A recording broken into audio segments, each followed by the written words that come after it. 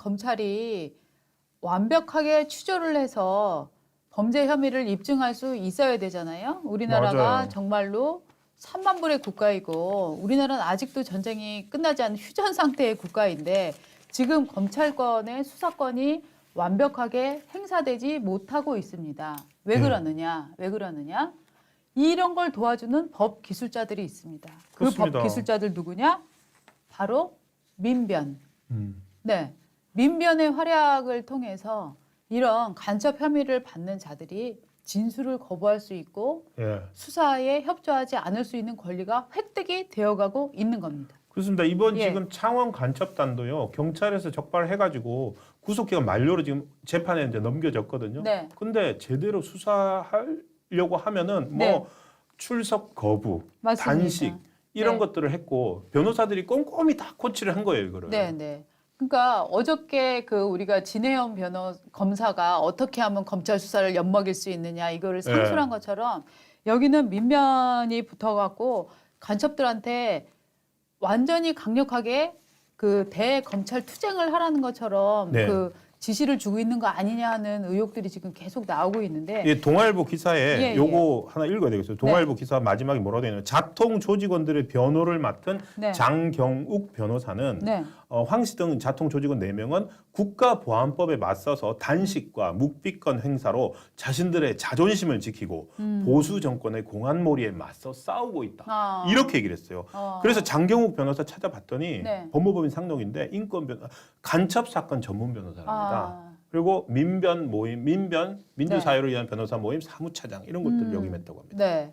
그러니까 민변이 우리나라에서 민주화나 이런 거를 위해서 싸웠던 기억들은 이제 희미해지고 간첩단을 그러니까요. 그러니까 이 사람들은 지금 우리나라에 간첩은 없다. 그러니까 지금 검찰이나 국정원이 간첩이라고 하는 사람은 다 정부의 조작이다라는 전제를 갖고 지금 접근을 하고 있는 거잖아요. 그렇죠. 네? 그런데 문제는 뭐냐면 자, 이 간첩단 이 지난 1월에 그 영장 실질 심사 받을 때 사진 한번 볼까요? 이 사진을 보면 저 사람들 저 패딩 입고 있잖아요. 네. 옷도 정말 멀쩡하게 잘 입었습니다. 뜨시게 잘 입고. 저 패딩, 네. 감 나가는 패딩들도 있는 것 네, 같아요. 네. 뜨시게 잘 입고 멀쩡한 저런 사람들입니다. 그러니까 저런 사람들이 시민운동을 하는 것처럼 노동운동을 하는 것처럼 네. 저렇게 포장이 돼 있으면서 북한의 지령을 받아서 움직였다라고 하고 있는데 저 사람들의 마음속을 저 사람들의 했던 행동을 지금 수사할 수 없는 지금 이런 상황이 되고 있는데 심지어는 예. 진술을 거부하면 검찰에서는 강제 구인을 할 수 있습니다. 네. 강제 구인이라고 하는 건 진짜로 뭐냐 하면은 자 가시죠라고 해서 유치장 내에서 데리고 오는 같이 거죠. 데리고 가는 겁니다. 네. 그런데 잡는 순간 저들이 뭐라고 하냐면은 내 신체의 자유를 훼손했다. 예. 라고 해서 검사를 고소해 버리는 거예요. 검사를 고발해 버리는 거예요. 그러니까 수사관들을 고발해 버리는 거죠. 그럼 어떻게 되냐면은 이 개개인들은 일단 고소 고발을 당하고 나면 구성이 되기 때문에 자기 출석해서 계속 조사받아야 돼요. 그러니까 이런 코치를 누가 해주느냐? 법을 아는 사람들이 해주는 거죠. 지금 나와 있는 네. 40일간 단식한 피의자 출석 여부는 인권 침해다. 지금 그리고 사실 벌써 2021년에 들어갔던 충북 동지회 사건 있잖아요. 네, 네. 그것도 아직 재판이 진행 중이에요. 맞습니다. 그 충북 동지회 사건 피의자들 지금 다 나왔고요. 집에서 밥 먹으면서 다니고 있어요. 네, 불구속 상태 재판받고 있고 네. 그렇게 만들려고 구속 기간에는 계속 조사 묵비권 행사하고 또 심지어 국가보안법을 가지고 위헌 소송 내고 그렇죠. 이런 식으로 시간을 끌었어요. 그러니까 정말 법꾸라지적 행동을 대한민국의 인권을 보호하는 자유에 기초한 법을 예. 기초로 해갖고 지네들의 방어권을 계속 세우고 있는 거예요. 자기네들은 지금 어떤 혐의를 받느냐? 전체주의 국가 북한의 지령을 받은 걸로 의심받고 있는 상황에서. 정말 아이러니 아닙니까? 예. 정말 김일성 왕조국가, 김정은 왕조국가에 동의하는 사람들이 대한민국에서의 자유란 자유는 다 지금 자기 방어막으로 쓰고 있는 거예요. 그러니까 정말 아이러니인 게 가장 자유가 없는 네. 나라를 추앙하는 사람들이 네. 우리나라의 이 자유민주주의 제도의 이득은 100%, 200% 누리고 있는 거 아닙니까? 그렇죠. 그러면서 저 민변이라는 사람들은 이름은 민주사회를 위한 변호사 모임이라고 하면서 네. 가장 전체주의 세계 유리 없는 전체주의 사회를 주춤하는 사람들을 위해서 그걸 방어하기 위해서 그렇죠. 결과적으로는 북한을 지켜주기 위한 활동을 하고 있는 거거든요. 맞습니다. 자, 저는 저 대목도 이해가 안 되는데 40일 단식 투쟁 어쩌라고? 솔직히 말하면 사람은요 40일 단식을 하면 죽습니다. 맞습니다. 40일 단식을 안 했기 때문에 저 사람들이 지금 살아있는 거예요. 네. 단식 투쟁이라고 하는 건 단식 투쟁이 아니에요. 절식 투쟁이지. 밥을 하루에 3끼 먹을 거를 한 끼를 먹는다든가 미음을 먹는다든가 뭐 영양식 그 주스 같은 걸 마신다든가 뭐 이러는 거잖아요. 그거는 우리가 단식이나 절식이라고 안 하고 네. 그 다이어트 그리고 저렇게 갔다 오면 저분들 몸이 아주 맑아진다면서요. 그러니까요. 신체가. 근데 지금 저렇게 자기한테 방어적으로 유리하기 위해서 소송 내고 하면서 또 저거를 40일간 단식한 피의자 출석 여부는 인권 침해다? 저 용어부터 사실은 바로 잡아야 돼요. 네. 사람은 40일 동안 안 먹으면 죽어요. 그러니까 우리 정확한 용어를 네. 썼으면 좋겠어요. 네. 40일 동안 뭐 네. 뭐라 그러지? 절식? 절식이지 뭐. 절식? 40일 다이어트. 40일 다이어트 피의자 출석 요구는 인권 침해. 네. 정확하게 그렇게 해줘야 됩니다. 네. 정말. 근데 민변이 네. 언제부터 이러고 있는 거죠? 민변이 참 이런 모든 사람 사실 민변이 저는 네. 그 인권 정말로 인권을 탄압받는 사람들 있지 않습니까? 네, 네. 가난하고 없고 힘들고 법의 보호를 받지 못하는 사람들 네. 그런 사람들을 변호해 주는 게 민변 아니었나요? 그 사람들도 일부 변호를 하죠. 왜냐하면 내세워야 되는 부분들이 있으니까. 그런데 민변이 어디서 돈을 버는지 아십니까? 민변 소속 변호사들이. 자, 설마. 사이비 종교. 나는 신이다에 나온 사이비 중에 하나. 아가동산 사건 여러분들 기억하실 겁니다. 네. 아가동산 사건은 뭐냐면 교주 김기순이 공동체를 만들고 거기에서 그 일종의 신도들로부터 재산을 다 헌납을 받고 그 안에서 완벽한 공동체를 만들어서 사람들을 체벌하고 그래서 지난번 그 넷플릭스 다큐 나는 신이다에서 나왔던 거기서 제기한 그 의혹들은 뭐냐면 이게 정말 사회를 떠들썩하게 만들었던 건데 아동이 숨졌습니다. 사망 당시 아동은 5살이었습니다. 네. 악마가 씌었다고 5살 소년이 죽었습니다. 저도 봤어요. 또 하나는 또 그 여자의 미혼 처녀도 처녀. 한 명 사망을 강민경이. 했는데, 네네. 최낙기라는 5살짜리 애가 맞습니다. 죽었고 강민경이라고 하는 20살짜리 여자의 여성이 죽었는데 네네. 최낙기라는 어린이는 5살짜리 애가 그러니까 원래 애 이름이 최낙원이었대요. 네. 최낙원이었는데 네. 쟤는 귀신이 씌었다. 그러니까 네. 이름을 낙기로 바꿔라. 네. 그래서 낙기를 최낙기라고 해가지고 네. 그 엄마 이모들이 때리고 주변 어른들이 때리고 굶겨서 죽였고 네. 강민경이라고 하는 여자아이는 제가 본 나는 신대는 다큐에 따르면 그 교주 김기순. 기순 씨의 아들이 혹시 연정을 갖고 있는 거 아닌가라는 의심을 받고 있었다고 합니다. 네, 네.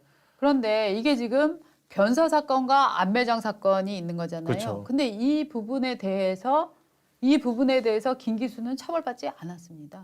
네. 실제 처벌받은 것은 뭐였냐면은 그 돈 유용 횡령 부분인가 유용 부분 뭐 이런 그것 부분에 때문에 대해서만 처벌받았죠. 네, 처벌을 받은 건데 자, 그러면 이 다큐에서도 지적한 부분이 뭐였냐면은 이런 사람들이 유력한 정관을 써서 빠져나왔다라고 굉장히 한 줄 지적하고 말았는데 네. 저는 이 다큐멘터리의 문제점이 바로 이 점이라고 생각을 하는데 JMS의 여성 신도 그 강간 사건도 굉장히 중요한 사건입니다만 저는 훨씬 더 중요한 사건은 사람의 목숨을 빼앗는 일이라고 생각을 하는데요. 이런 부분들이 이제 이 부분에서는 오히려 덜 다뤄지고 굉장히 프로그램이 선정적으로 다뤄져서 저는 좀 아쉬운 부분이 많았는데 오늘 아침 중앙일보에 아내리 논설위원이 쓴 칼럼을 굉장히 재미있게 봤습니다. 네. 공직으로 간 아가동산 변호사들. 지금 절에서 저희가 지금 민변 얘기하다가 이 얘기로 넘어오게 된 겁니다. 네. 저 전관 변호사들을 써서 아가동산 교주가 빠져나왔지 않습니까? 가장 네. 중죄인 그 암매장과 살인 혐의에 대해서 무혐의를 받고 네. 그 돈 문제와 가지고서 몇 년 살고 나왔는데 네. 그 전관 변호사들이 검사 출신, 판사 출신인데 그 전관 변호사들이 있고 그 전관 변호사들이 참여정부에서 네. 청와대에 들어가서 유명하게 또 활동을 했던 사람이라고 합니다. 네. 요거 두 사람은 나무위키에 나와 있습니다. 네. 당시 나무위키에 위키피디아에 나와 있는 대로 쓰면 이렇습니다. 당시 김기순의 변호는 김종훈과 양인석 변호사가 맡았는데 김종훈은 2003년 참여정부 당시 대북 송금 특검보를 맡아 수사했다. 양인석은 2003년부터 1년여간 청와대 사정비서관을 지냈다. 그러니까 이런 분들과 저희는 생각을 못했어요. 저는 저 다큐에서 전관 변호사를 써서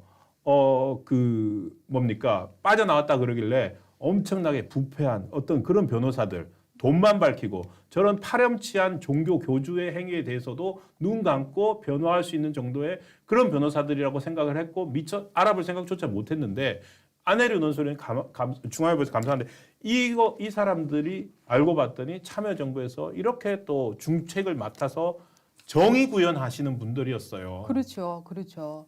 자, 이분들이 민변이라는 거 아니에요? 울프 레마트님 감사합니다.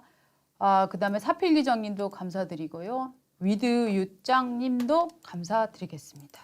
자, 지금 저희가 이 얘기를 조금 더 깊숙이 들여다보면 근데 또 이 사람들이 그러면은 과거에 한 번 이 행위를 하고 끝냈느냐? 지금 이 안혜리 논설위원의 이 칼럼 내용을 보면 그게 전부는 아니라는 거예요. 뭐냐면은 이 중에 한 사람은 그 언론 운동을 하고 있다며요. 그래서 그 기금까지 받아갖고 이 그 무자비한 언론 보도에 그 위축되는 시민의 자유를 보장해준다 하는 그런 그 기구까지 조직까지 만들어갖고 활동을 하고 있는데 문제는 뭐냐 하면은 아가동산이 2001년에도 그 SBS 방송에 대해서 가처분 금지 소송을 내서 승소를 했습니다. 맞아요. SBS 그래서 아가동산 보도를 못했죠. 그래서 방송이 결방이 됐습니다. 그런데 이때 김기순 측의 대리인이 누구냐 하면은 김대중 정부에서 방송이 발전기금위원으로 임명될 정도로 잘 나가던 민변 언론특위 위원장 출신 C 변호사였다라고 얘기를 했고 이 사람이 당시에 뭐였냐 하면은 아가동산 보도를 언론에 의한 살인이다. 그래서 모든 언론사에 관련 기사 삭제를 요구를 했습니다. 그리고 박원순 당시 참여연대 사무처장과 함께 언론 인권센터를 만들었습니다. 언론 보도 피해 구제를 내세웠지만 김기순 아가동산 교주죠. 김기순이 후원한다는 소문이 파다했다라고 쓰여 있습니다. 즉 무슨 소리냐 하면은 자 여러분 언론의 횡포에 얼마나 힘드십니까? 우리 언론 피해 구제센터가 도와드리겠습니다. 라고 센터를 발족을 시켰는데 소문은 그거를 후원하는 사람이 누구냐? 언론의 피해를 보고 있다고 생각하는 사이비 교주들이라는 거죠. 왜냐하면 사이비들이 제일 싫어하는 게 경찰하고 언론이잖아요. 검경, 언론, 사법과 언론을 제일 싫어하니까 언론을 나쁜 놈들이라고 언론이 무자비하게 횡포를 부려서 피해를 주고 있다라고 해서 여러분들 구해드릴게요 라고 하는데 거기에다가 사이비들을 살 끼워 넣어서 같이 피해를 구제받게 한다 하는 논리를 만들어가는 거죠. 이것은 사실은 일종의 범죄로 치면 굉장히 사악한 범죄예요. 그러니까 사람 그냥 한 대 때리는 폭행이 아니라 교묘히 꼬이거나 가스라이팅해서 사기를 쳐먹는 이런 행위들에 준하는 거잖아요. 자, 진짜 그러니까 이 칼럼을 보면서 도대체 민변 물론 이런 행위를 하는 사람은 민변 소속 변호사만 있는 건 아닙니다. 다른 정관들도 있을 것이고 다른 여러 종류의 법조인들이 여기 들어가 있을 텐데. 저는 민변이라고 하면은 이런 거 안 할 줄 알았어요. 민변 변호사면은. 왜냐하면 그런 거 안 하는 사람들이 민변 변호사라고 많은 사람들이 믿고 있고 마음에 안 들지만 그리고 저 사람들은 항상 너무 좌파 성향 아닌가 이렇게 생각을 하지만 그러면서도 한편으로 그렇지 그래도 저런 사람들은 있어야지 라고 생각하는 게 상당한 건전한 보수들이거든요. 세상엔 다양한 의견이 있을 수 있으니까 그렇지만 이런 그런 사이비 종교 교주까지 변화한 건 좀 심한 거 아니냐 이렇게들 생각을 하거든요.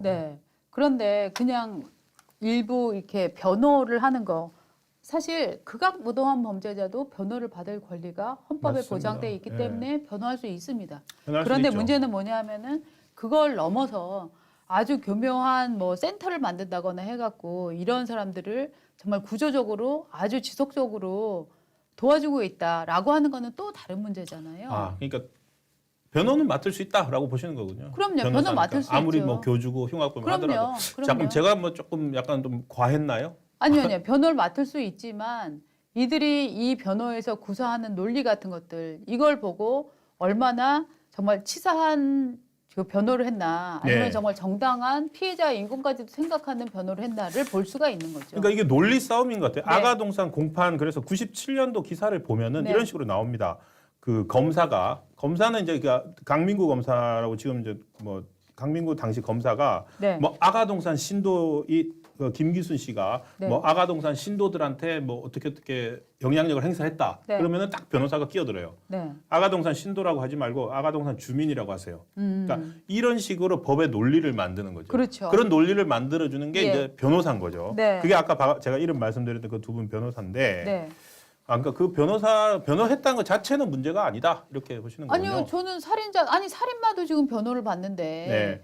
그러니까 살인마도 변호를 받고 사기꾼도 변호를 받고 강간법도 다 변호받을 변호사의 조력을 받을 권리가 있습니다만 네, 네. 저는 그것까지 거부해서는 안 된다고 생각합니다. 우리는 예. 법치국가이기 때문에. 그런데 그 안에서 본인들이 평소에 하던 얘기의 가치를 실현했는가. 그거를 우리는 그렇죠. 그거에 대해서는 우리가 그렇죠. 비판을 할 수도 있다는 거죠. 맞습니다. 네.